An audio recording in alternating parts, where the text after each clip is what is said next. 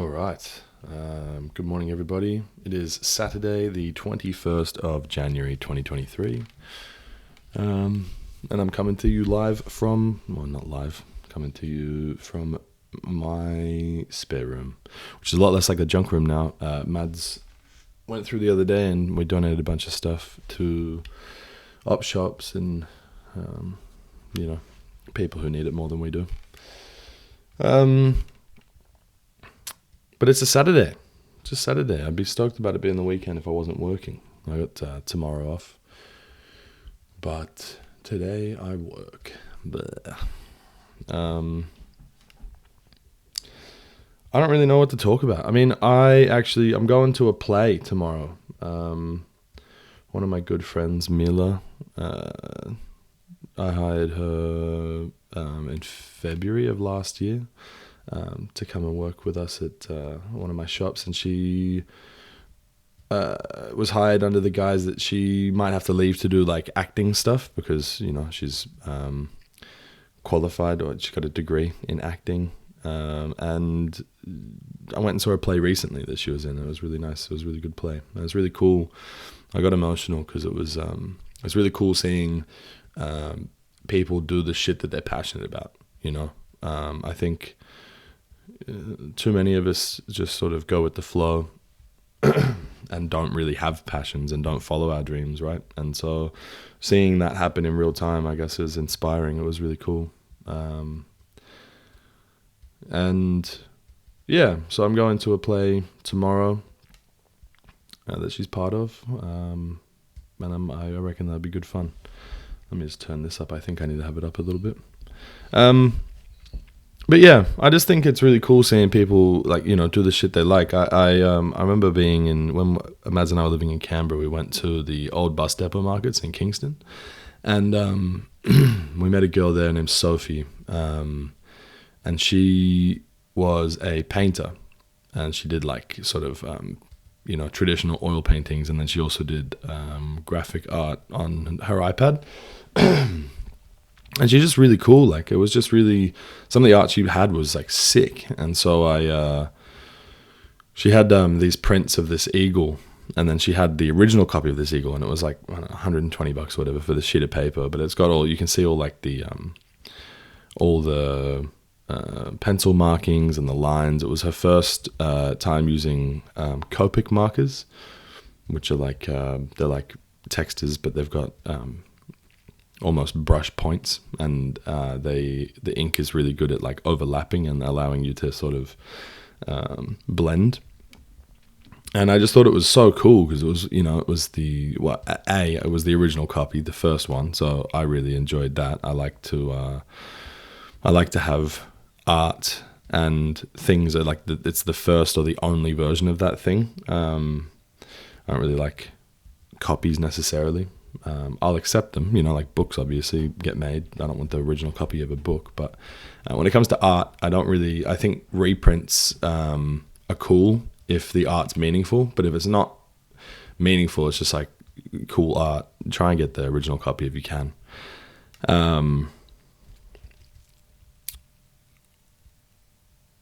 There's an exclusivity about it. Anyway, I just thought it was really cool, and there's plenty of people that do stuff like that, and they follow their dreams and they do the things they're passionate about. But it's really cool when people can create something, and even if that's a moment, for example, And so yeah, I'm really looking forward to going and seeing Mila perform again. And I just on the topic of art, I want to relay a story about choosing the right partner, or not even just a partner, choosing the right things for your life.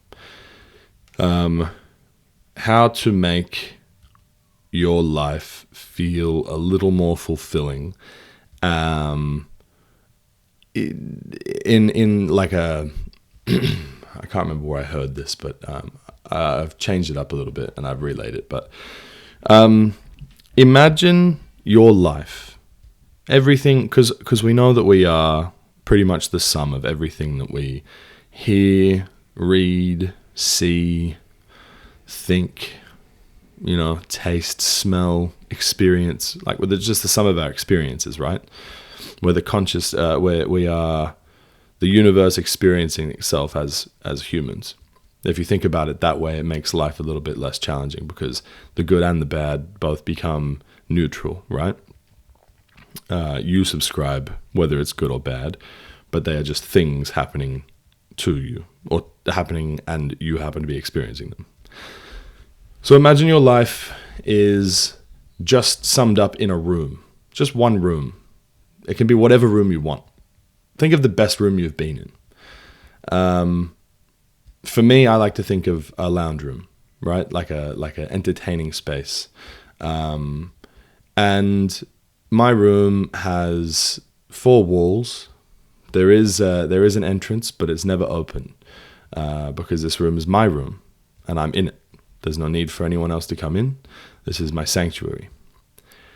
And there's so many things around. There's, places to sit, places to stand.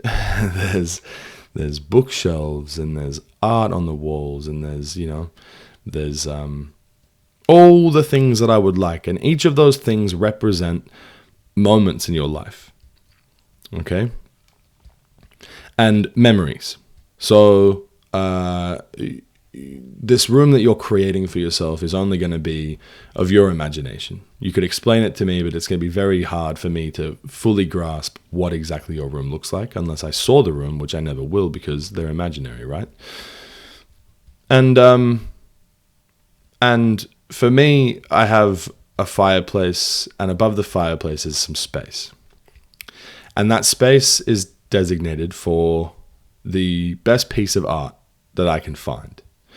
The piece of art that inspires me, that I want to share my space with that every day. I want that art to be in the room with me all day, every day, so that I can look at it whenever I want, and I can take from it whenever I want, and I can protect it, and I can look after it, and it is the missing piece of the puzzle that is the room that I'm creating, right? And so I go to an art shop, and I'm looking around, I'm looking everywhere for this art, and because I need to fill this space, what I've got art on my other walls, but nothing. It needs to be the right size to fit the mantelpiece. It needs to be, it needs to be a piece of art that I'm willing to put in that spot and never take down, and it will be there for the rest of my life. And so I go to an art store, and I'm going through, and I'm picking up. I'm looking at all the paintings and all the photography and all of these canvases that, and it's beautiful art. It's so amazing, all this art.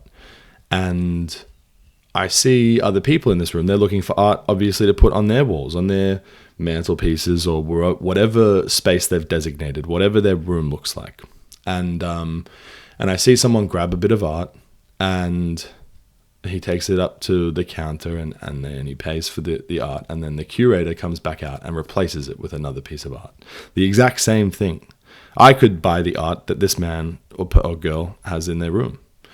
And I have this moment where I'm like, oh, a copy, right? This comes back to that buying the original.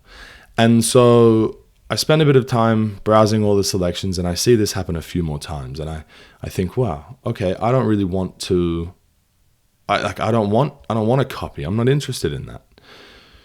I want an original piece of art. I want original artwork.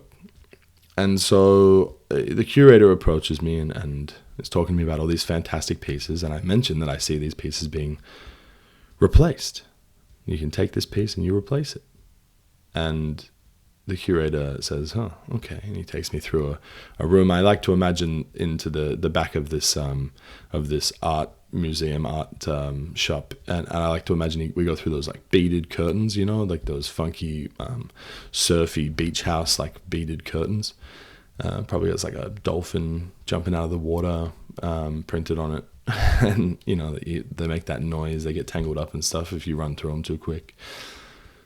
He takes me through that back room and then into another room, and in this room is walls, floor to ceiling, filled with art.